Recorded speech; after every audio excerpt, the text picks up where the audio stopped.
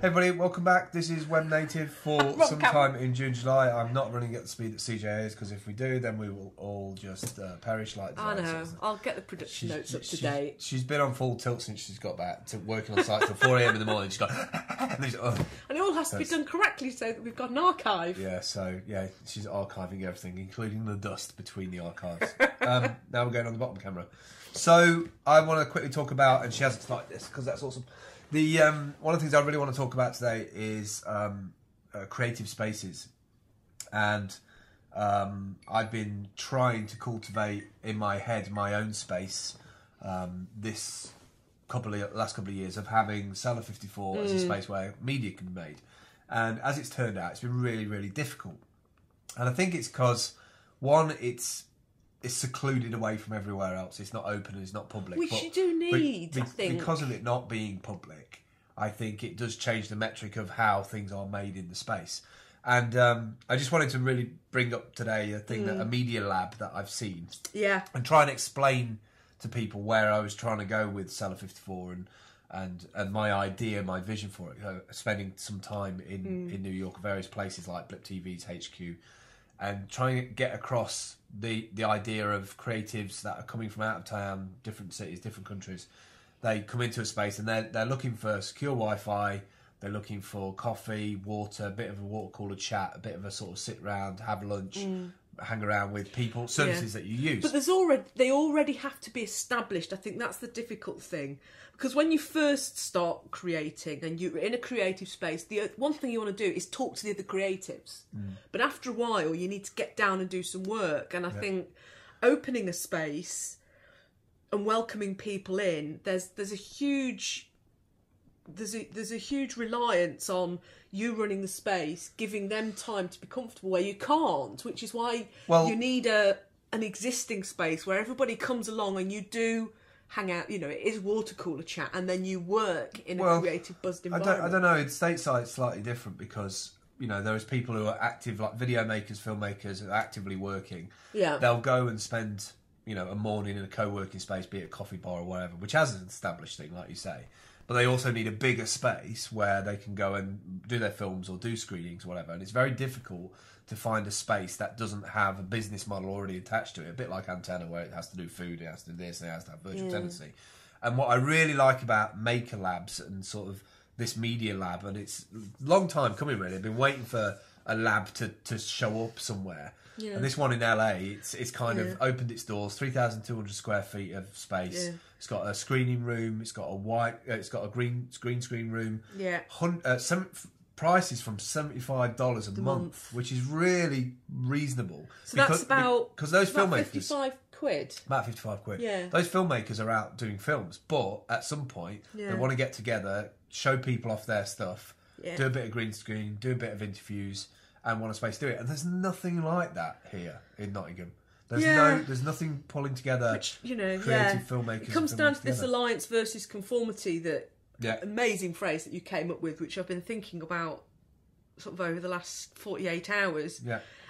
And there is that sense that when you go into a space in the UK, you're expected to conform to a brand or be part of it. Yeah. Whereas allegiance and alliance is about the freedom to be yourself.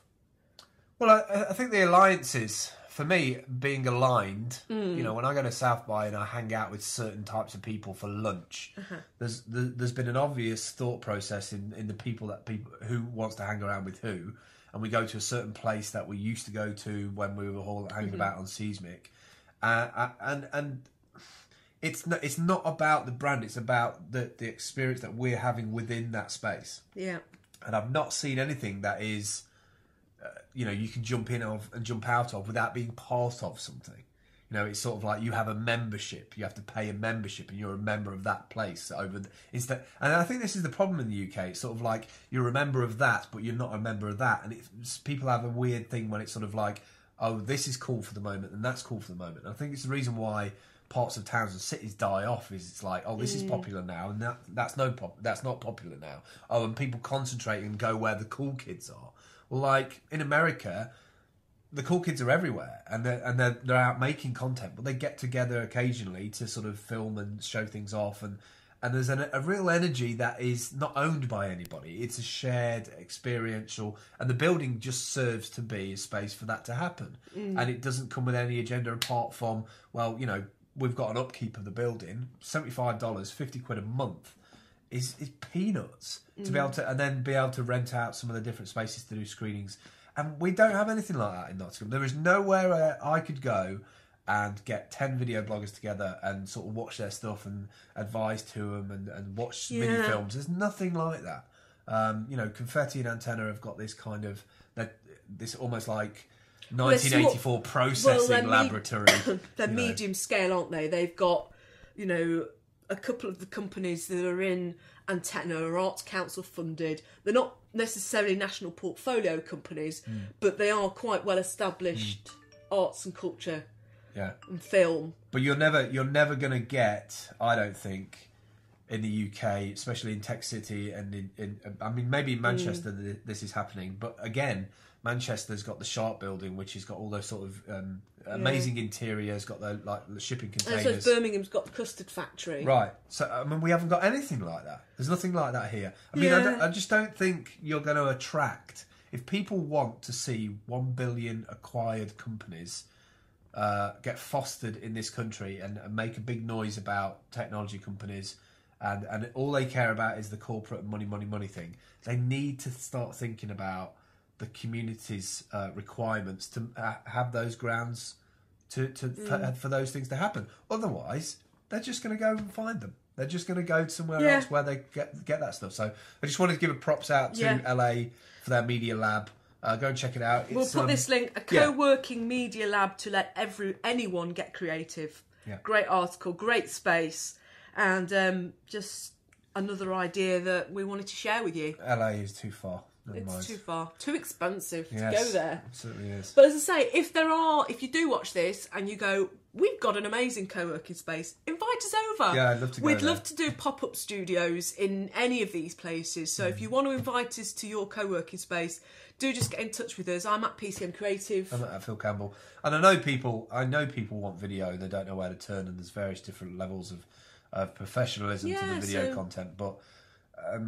Just being able to have a space where I can go and record content. I can't go to Antenna or somewhere like that now and get a camera out. I couldn't. I just simply couldn't do it. No. So, you know, a media space where people can get familiar and have those conversations about privacy, or I don't want to be on camera, or I'm scared that I'm going to be on camera. But actually then seeing what happens when you do that. Yeah. Because people start to actually tell people more. It's being used to having stuff recorded. I mean, I could imagine...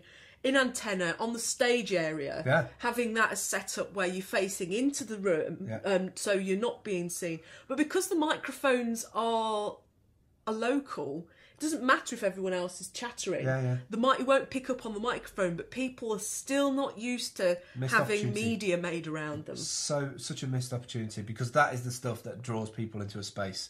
Not statues of Robin Hood and knackered I mean, how caves. cool would it be if we were just recording these shows and then in the background you could kind of blurred out see people actually going about doing stuff and you know, like the news when you've got everybody behind the... We'll do a live stream in the Market Square at some point. We'll do a show with the Market Square at some point and just set up 2 chairs and just do it.